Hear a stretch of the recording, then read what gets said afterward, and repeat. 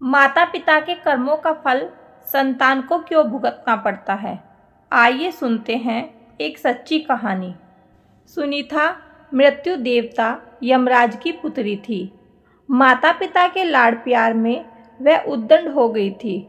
वह देखती थी कि उसके पिता पापियों को दंड देते रहते थे। वह पाप और पुण्य में अंतर नहीं समझती थी, इसलिए खेल खेल में किसी के अच्छे कार्य में बाधा डालती और किसी को अकारण मारने लगती। ऐसे उद्दंडतापूर्ण कार्य करके वह बहुत खुश होती थी। एक दिन सुनीता एक गंधर्व कुमार को, जो अपनी साधना में योग मुद्रा में बैठा था, वह अकारण उसे कोड़े से मारने लगी।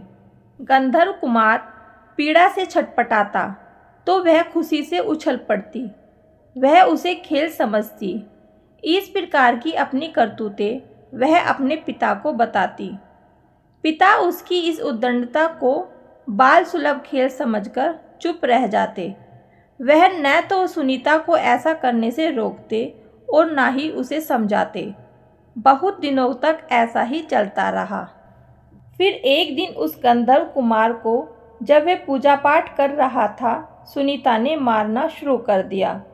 जब असहनीय हो गया तो उसने क्रोध से उसे श्राप दे दिया कि तू धर्मराज की बेटी है, तेरा विवाह एक ऋषि पुत्र से होगा, तेरी एक योग्य संतान भी होगी, पर तेरे इन दुष्ट कर्मों का अंश उसमें व्याप्त रहेगा।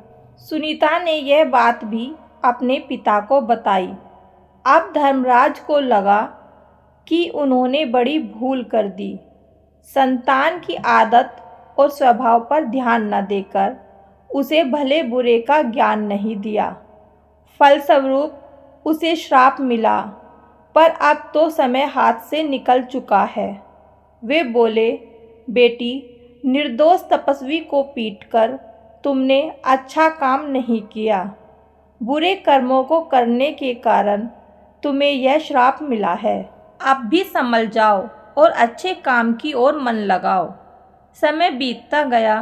कन्या बड़ी हुई तो उसके विवाह की चिंता हुई। उसके श्राप को जानकर कोई उससे विवाह करने को तैयार नहीं था। कौन उससे पैदा होने वाले पापी पुत्र का पिता बनता?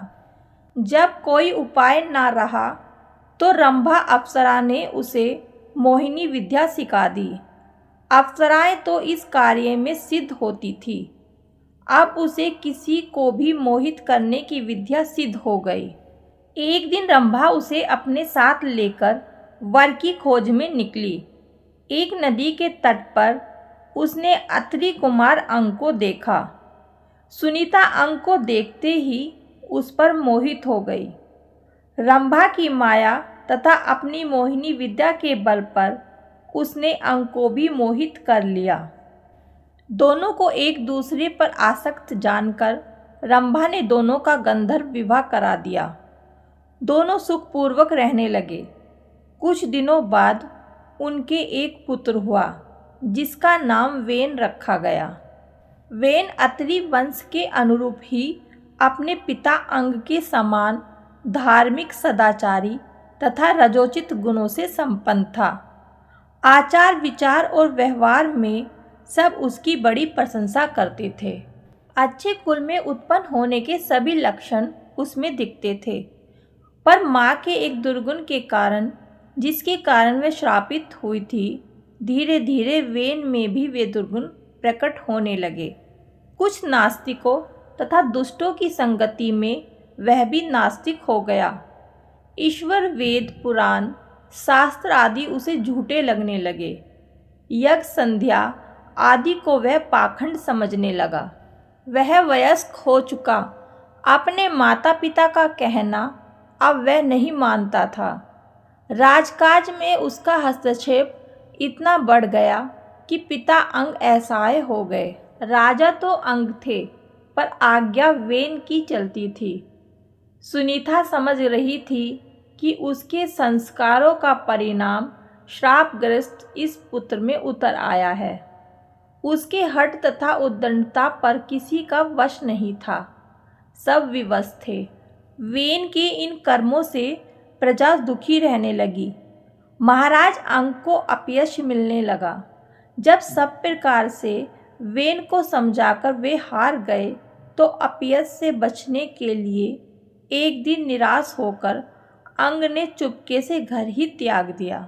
राजा के बिना अराजकता और बढ़ी। ऋषियों ने अंग पुत्र वेन को राजा बनाया और समझाया, तुम्हारे दुष्कर्मों से दुखी होकर तुम्हारे पिता ने राज्य त्याग दिया है। अब तुम अपना राजकीय उत्तरदायित्व समझो और सत्कार्य कर प्रजा को सुख दो।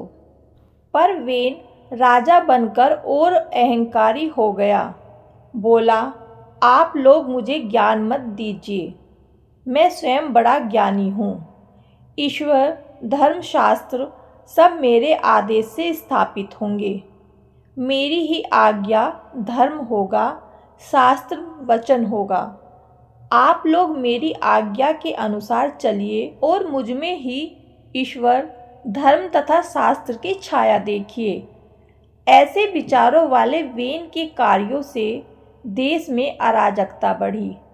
सारे धार्मिक तथा सत्कार्य बंद हो गए।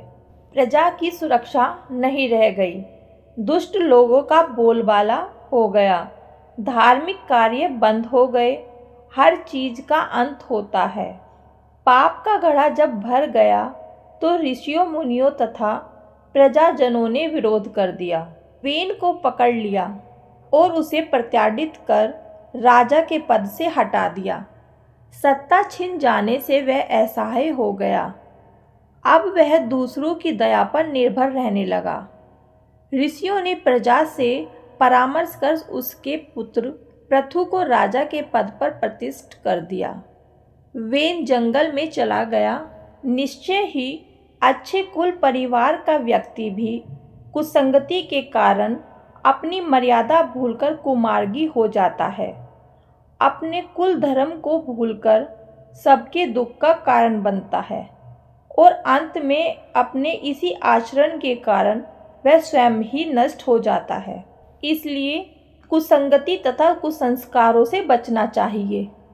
मनुष्य बिना सोचे समझे अनेक पाप करता रहता है, लेकिन वह नहीं जानता कि जिन पापों को वह कर रहा है वह उसे भविष्य में जरूर भोगने पड़ेंगे।